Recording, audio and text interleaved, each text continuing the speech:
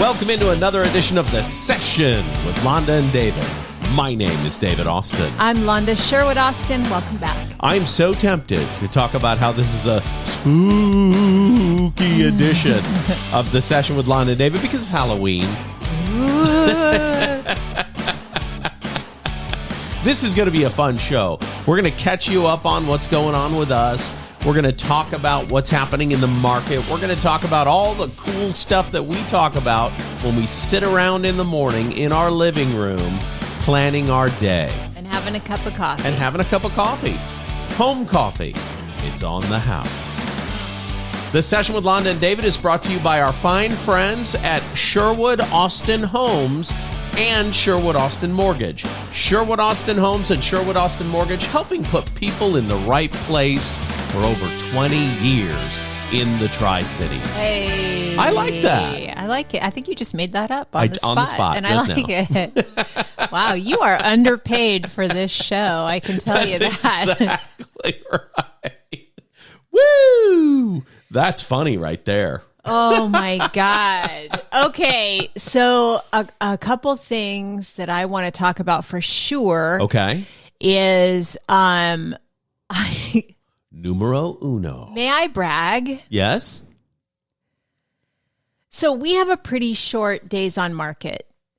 Average. Overall, average. Okay. At Sherwood Austin Homes. Yeah. So as a realtor, I get things under contract pretty quickly, typically. Now, I do have an outlier right now, which is an orchard on 10 acres on the Yakima River. Right. 38906 North Damas Road, Benton City. If you want to look it up, it's gorgeous. Please share it with your friends. You never know who's looking. Yes, you can share that listing on your social media.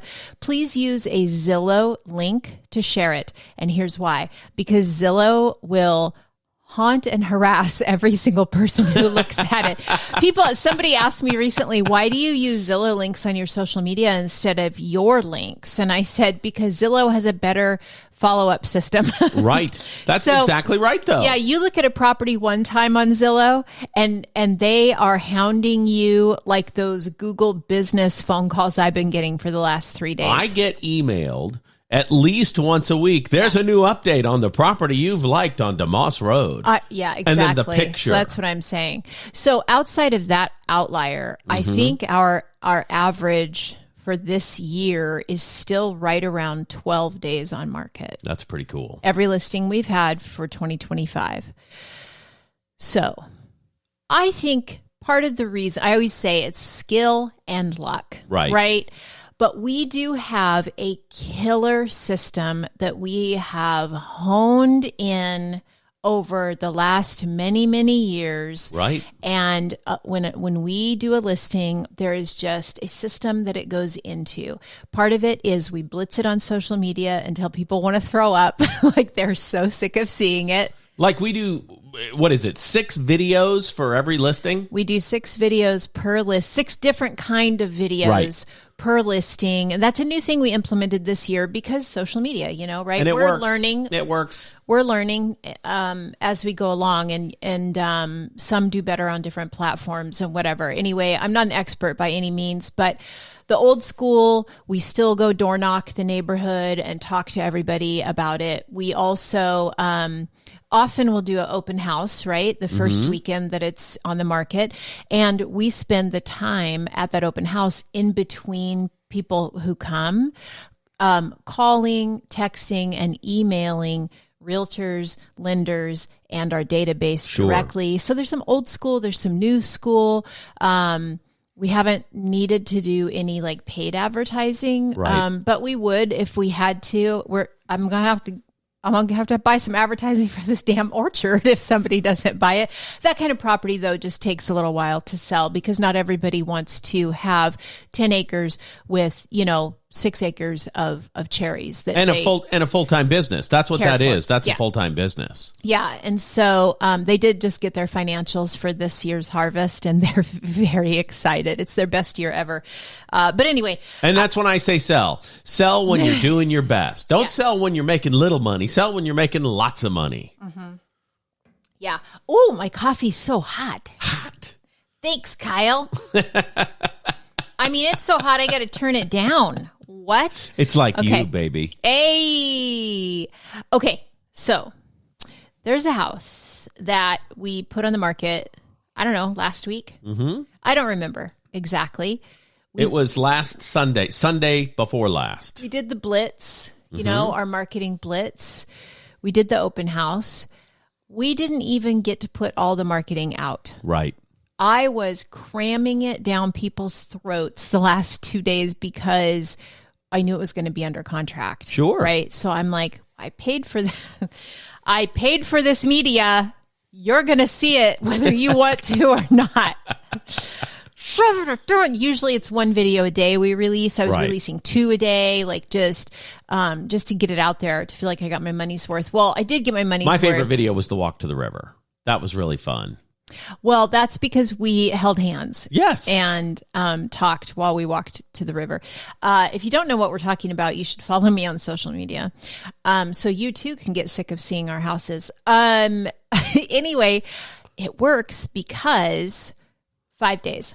Can people yes, let's not gloss over that. I was about to. 5 days on market. But here's the thing. After 24 hours, we got an offer on it. Yeah. Not quite good enough. We went back to the drawing board. Guess what? They came all the way back to where we wanted them to be. Because we properly managed the expectations of both the seller and the buyer's agent. Yeah. If you can marry the two. Yeah. Yeah. Then you got a stew. And I will say, I've got really good soft skills. You do. Which soft skills are just, if I could put them under the umbrella of the way you communicate in sales. Right. Okay. I've got great soft skills, but so does the other agent. Our cooperating agent did a hell of a job. And so this is why, you know, I mean, the offer wasn't great initially. It was super not great. It was straight up bad. But I always say, I train this, I teach this, I tell my clients this, every offer is a great offer because it's a starting point. That's right. There is no way on the planet. So many realtors would have told their client to not respond to that offer. Oh, sure. They would have said, don't respond. That's offensive. No offer is offensive. Right. Thank God somebody wanted to make an offer on this house. Are you kidding me? Right. How lucky are we that somebody decided, yeah, I'll pull the trigger on it. This one checks enough boxes. I mean, what? Yeah. And we did. We spent four days going back and forth, which is a long time, by the way. But we got it under contract in 5 days. And the reason why this is such a big win for me, I have a little goosebumps, and why it's such a pat on the back is somebody else tried to sell this house. And it was on the market for a really long time. Right. And it didn't happen. And hardly anybody even looked at it. That's the problem. Yeah. And do you know why that is? I don't think they had any showings. And it was on the market for like 4 months. Well, five months. Here's something. why that is. Because, and it was staged. I didn't have it professionally staged. Right. Didn't need to. And the actual their stuff's gorgeous. Stuff in the house is better than the staging that they paid for. One of the realtors asked me who staged it for me. Right. I was like, no, that's just how these people live. Are you kidding me? I'm telling you now, if you can properly manage the expectations of your clients, regardless of what side you're representing, you can win in real estate every single time. Yes. And the problem that other realtor had was she let the homeowner sell her on the value. And that's the problem. Because everybody thinks their house is the most expensive house on the planet because I live there and I put love into it and I'm emotionally tied to it. And I broke their heart right up front. Right. But I will always be honest. The difference. That is one thing about me. I will always be honest. Sure. I will not ever, you know what? If you ever see me try to buy a listing, just punch you right in the neck and drive off. Drive me over a cliff. I don't want to do that. Take you to the train station, as it were. Take me, yeah. Buying a listing, for those of you who don't know, is when you go into a listing appointment and you tell the client, oh yeah, you can get 500,000 for the house when you know the actual value is 400,000. Right. It's just telling them what they want to hear so that they'll sign the listing paperwork is commonly referred to as buying the listing. When you know you're going to have to walk them through painful price reduction after price reduction after price reduction. Right. I'd rather be upfront and honest, break their heart from the get-go. And it's both an art and a science, right? Yeah. You have a flair for the artistic, so when you're writing the story about the home, it's magical. People see it and hear it and want to live it. But I don't want to finish.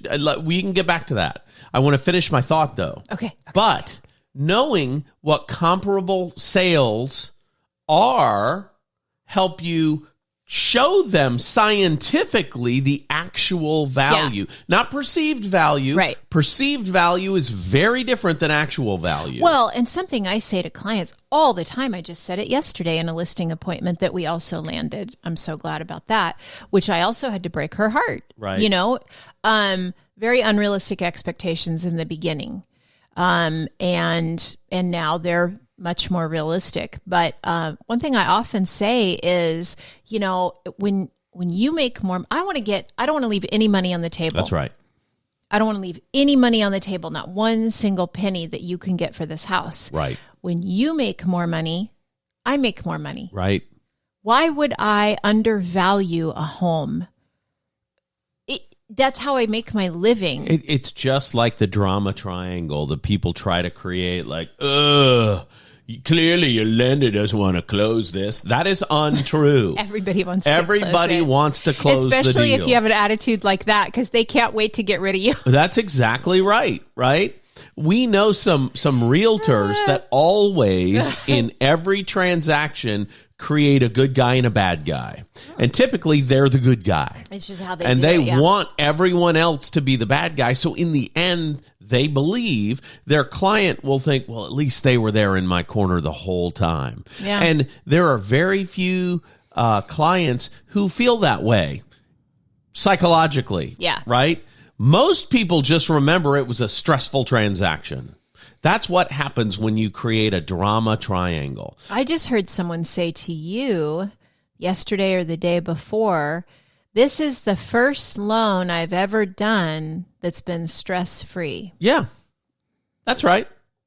Yes. And you know why? I internalize all the stress. Yeah, so do I. And my operations genius, David Fetto, he internalizes all the stress. We don't share the stress. That's not for our customer to see.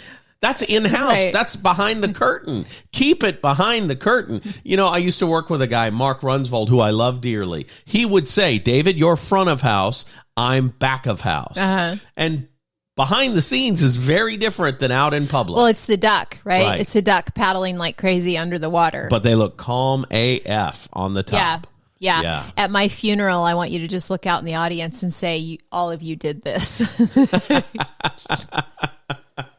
But whatever the case. It is true, though. We internalize the stress, and I try to, I guess my clients they're on a need-to-know basis. Right. And if I do bring a problem to them, I'm trying to also bring a solution. Correct. You don't ever bring a problem unless you have already formulated the solution. And if you've exhausted every possibility and there is no solution, then you don't drag it out. Yeah. I haven't had that, really. I don't really have sale fails in my business. Right. Because I'm so thorough on the front end. And I'm not bragging. Most lenders and most realtors are very thorough on the front end. If you're not, you should be in a different business. That's just the moral of the story. So anyway, what I'm saying... I disagree with your statement, but okay. That most are thorough on the front end? Why? Let's be charitable. Let's look for the best in everybody, right? Some, though, aren't. It's that simple, and they got to go. You know where they should work? Designer Shoe Warehouse, because there was no fire at the rubber plant, and Nikes are selling. I saw National Association of Realtors just said that we're down 240,000 realtors. Mm-hmm. I don't know why this screen just went blank. It doesn't matter. Keep going. There we go. There we are. 240,000 realtors will have, by the end of this year, we will have lost 240,000 realtors. Okay, that makes sense. And that overall, goes right but that along takes with us lender from numbers. it takes us from like 1.6 to 1.2 or something like that. Well, lender numbers are crazy. They are projecting like there were 2 years ago 365,000 lenders, and they're projecting there's going to be like 95,000 next year. That's a lot. Wow. But here's the number that's most shocking. The total number of real estate deals, total dollar volume, not going down. Yeah. So you have 300 some odd thousand lenders working on $3.2 trillion worth of deals, and that's going to go down by 2/3. Yeah. So you'll have less than 100,000 lenders working on the same approximate number of deals. It's interesting how what you focus on is what happens, right? So I've seen a lot of people focusing on the government shutdown and their business is down. Yes. And I'm not focused on the government shutdown and my business is up. And I'm not pretending it's not happening. Right. I'm just looking for business elsewhere. Right. Like I'm not trying to, we've got buyers we just talked to this week that both work in government jobs. Right. Well, their search for a home is on pause. Right. Well, so my time and energy is not going into that right now. It's going into other places where we've got, a couple of different, we've got a couple listings coming up this next week that I'm very excited about. And both of them are recently retired. Right. They don't care about the government shutdown. So you just have to look elsewhere. It's kind of what you focus on expands and what you ignore kind of gets smaller, right? Well, and we know that's true, right? Yeah. We talked on the show about manifesting business. And 3 weeks ago, you were telling me one morning, that I feel like we don't have any business. Yeah. And I said, well, you're the person I know that when she picks up the phone and makes 2 phone calls, all of a sudden there's activity in business. Right. So do that. And guess what? Right now, we are looking at more listings coming online, more closings that are coming online. Yeah. I mean, out of nowhere, over the course of 3 weeks. Yeah. It's a radically different scenario. And it's because you didn't just think about it and try to manifest it. You actually did the work. And that reminds me of the show that I used to love. There was 1 or 2 seasons of it on like the Hallmark Channel, Car Lot Rescue. Okay. And I adored that show.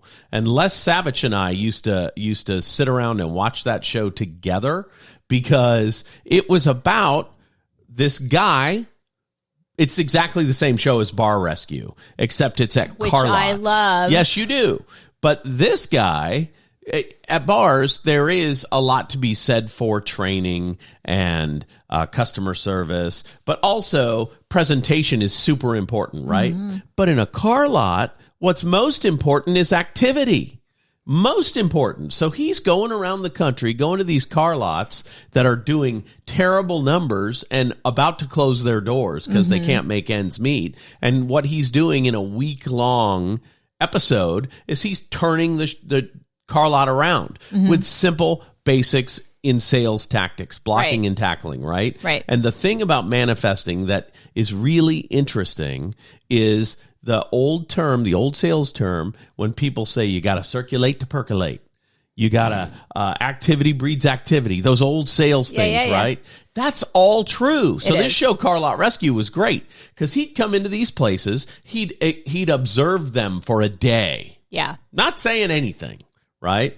And then he'd have a sales meeting at the end of that day and tell them what the hell they're doing wrong. God, if I could get paid to do that. And then he'd say, tomorrow, people cry when you tell them. Tomorrow, we're going into training mode, and we're going to learn what you should be doing right. Yeah. And that was great. And the biggest complaint that every car salesman has is, no ups come on the lot. And that's just someone who's coming on the lot to look at cars. And he said, well, how many ups did you call today? Yeah. None. I'll give you an example. You bought your car because when I went in to buy my car, the salesperson made a connection with you, talked about, David, when you're ready to buy a car, I'm your guy, you come see me, and he followed up. He called you. Yes. Hey, I got this on the lot. Are you ready yet? No? Okay, great. I'll call you next time I get something. And the minute I decided my car's dead to me and I divorced my car, and by the way, people do this with homes, people do this with electronics, people do this with a lot of high-ticket Marriages. items.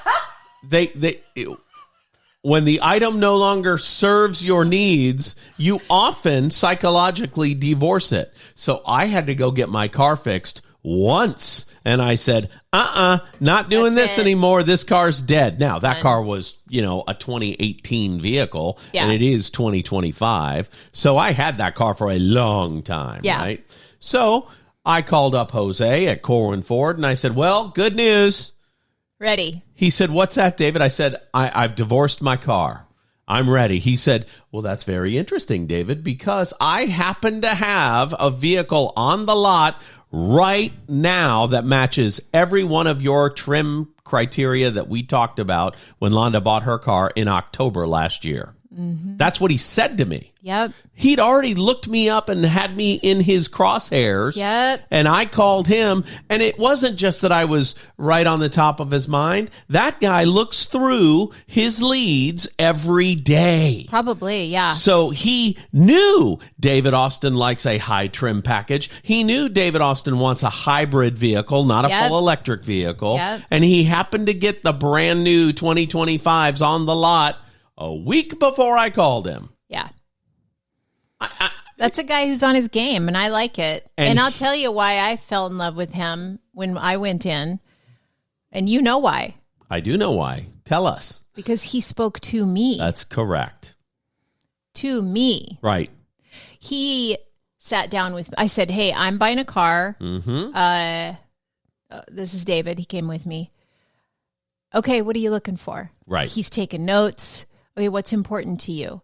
Okay. And he sorted out what he was going to show me based on what I was telling him. He never said diddly squat to you until he had gotten all the information from me. Right. Right. Right. He did what you should do, which is talk to the person who's making the decision and don't make the mistake that somebody else who's present is making the decision. Right. Like our hot tub experience. Oh my. We love it. Does Londa like cup holders? This guy, when we bought our hot tub. Does Londa like cup holders? And I'm such a doofus. I'm like, oh, honey, do you like cup holders? Let me set the stage, though. We go to this place to buy a hot tub. This is, I don't know, 7 years ago. I don't know. Right. We were newly wedded. It was 6 years ago. And so we go, and the salesperson, who's also the owner, yeah? Yeah. Okay. Says, we say, hey, we're here to buy a hot tub. The whole time, he completely ignored me, would ask you questions, even questions that should be directed to me. For example, and you said it, you made a joke of it, but does she like cup holders? And she was standing right next there. to me. Does she like this or that? Does she care about the color? Right. And finally, I said, she likes to be spoken to. Right. I couldn't take it anymore. Oh, I mean, you want me to I wanted to burn the building to the ground. My favorite thing, sarcastically, is being dismissed. Sure. Like that. Does she, and you were like, well, I don't know. Do you like cup holders? Like you would turn to me and go, do you like cup holders? We thought he would clue in eventually. He never did. Except I didn't think it. I was just so stupid and goofy like a puppy. I was excited to be at a hot tub place buying a hot tub. So he could have peed right there on the floor and I would have still bought a hot tub. That's how excited I was to buy a hot tub. Okay. With you. Whatever. For us. Yeah. Well, whatever the case, it was, I mean, we were referred. I don't know how I ended up being okay with it and buying the hot tub, probably because you were just so excited. I was super excited. But I can tell you what, if Jose at Corwin Ford had done that, I'd have gotten up and walked out. Well, Jose at Corwin Ford, though, was smart. And you made it clear right when I got there. The only reason I was there was because you intended to trade in your vehicle, and I was going to drive home in my own vehicle, and I was just there in case you couldn't come to an agreement. That's Right. all I was there for. Yep. In case to I be don't, a ride. in case I don't buy a car today, Right. I'm going home with this guy. That's right. So it's interesting, right? All those little, those are little nuances that you have to be good at to be, I think, to be successful in And that's sales. And I soft wish, skills. and I'm telling you, I miss the good old days. We brought it all back to soft skills, did. which we talked about at the beginning. I miss the good old days of, the Wolf of Wall Street, Glengarry Glen Ross. Those are, I came up in that time of sales Sure. where, it was hardcore. Oh, the best one. You're leaving out the Wolf of Wall Street when he's selling I those said penny the Wolf stocks. of Wall Street. Oh, I thought you said the one about greed is good. What was that one? The Wolf of Wall Street. No, greed is and good. Yeah. Glengarry. I in my head, greed is good. What was that called? I don't know. Charlie Sheen. I don't remember, but I don't know, but I think it was just called Wall Street. It was called Wall Street. Yeah. And that's that same era. And I heard era. that and I pictured it. It's that same era though, right? Right. Yes. Yeah. And so God, if I could, I've trained a lot of salespeople and a lot of sales forces. Mm-hmm. If I could train like that, yeah, that would be my dream. Yeah. I think but you can't. You got to have empathy. You got to, yes. Yeah. I don't know. Be soft. I don't know. The only difference is there's very little cachet, in my opinion, on that over-the-top hard sell now. Yeah. People don't want to be sold to because they lived through that era. And when they walk into a store and they say to their partner before they go in the store, hey, I'm looking for sweaters. I need V-neck sweaters. I'm going in to look for V-neck sweaters. And we walk in the door and somebody says, hi, welcome to Old Navy. Can I help you? And you say, nope, just looking. You're not just looking. First of all, I just said to you. Nobody's there to help you. Outside. At Old Navy. Well, you know what I mean, though. Okay. I just said to you outside the store, I'm looking for V-neck sweaters. Why are people so averse to being sold that they could walk up to a person 27 seconds after saying that to their partner and say, nope, I'm just looking. I'm looking for V-neck sweaters. We're so angry and don't want to be sold that we say, hey, well, let's go in there. V-neck sweaters is what I'm looking for. And the first person that sees you and waves, woo, no, thank you. I'm just looking. I like watching people's sales techniques. I like kind of dissecting it and unraveling it. But I will say, if I go into a store, if I had that same situation, first of all, nobody's helping you at Old Navy, but let's pretend they do. And I go in and they ask me what I want, right? Yes. And I know what I'm looking for. What I more often will say is, you know what, actually, I know exactly what I'm looking for, but I'll tell you what, if I can't find it, I'll come and find you. Okay. I say that all the time. And now I'm so different. What I do when I walk into a store, if I get somebody's attention, I tell them exactly what I want and have them take me right to it. I'll often do that because I don't want to waste any time. Yeah. They know their inventory better than I do, but places like that don't. They don't know what the hell they're doing. Right. If I walk into a Lowe's or a Home Depot, it's like I've never been there before, even if I was there yesterday. I walk up to somebody in a red, orange, or blue vest and say, I'm looking for the lawnmowers. I would like some weed eater string. I don't know where any of that is. Even if I just saw it yesterday, I don't know. Yeah. So I like to be sold. I'm different. I'm kind of a weirdo. I don't know if you're a weirdo. I like to be helped. And I think that's really sales. That's what it is. You wouldn't be there if you didn't have some kind of problem that needs to be solved. That's true. And so, geez, let me help you solve the problem. If we're not jiving, then move on and let somebody else solve the problem. Yes. And that's why I think there's plenty for everybody, right? I always think that. Like if I'm doing an open house and I don't connect with somebody, right? It's like playing ball, right? They walk in, I toss the ball to them. If they dodge it, Okay, I hope they connect with somebody else down the road, but I'm not gonna try again. Right. I just well, maybe once or twice more. Okay, fine. I'll try tossing it again. But I'm gonna say to them, like, they walk in and I'm gonna say, welcome to 123 Main Street. Thanks for coming by today. Take a look around. If you have any questions, I'll be in the kitchen. Right. I kind of leave people be because I know they don't want to be sold. But if they're gone for too long, I'll come check and see what they're doing. Because you got to safety too, Sure, right? Sure, yeah. I mean, if there's different floors, and here's something for a consumer. If you're at an open house and the realtor comes and finds you, it's probably because you've been gone a little too long out of their sight, and they are trying to maintain the safety of the homeowner's home. Sure. They want to make sure everything's okay. Absolutely. And so anyway, I don't know what I'm trying to say, but I don't know. Systems matter, and we have kick-ass systems, and we typically get shit done. The only reason I mentioned it was a spooky episode is because this is the week of Halloween. It's the end of the month of October. We're moving to the next month in the next episode. So that's going to be fun. There you go. Yeah. I hope you saw the news this morning, by the way. You know what? Let's not say another thing about it. Nope.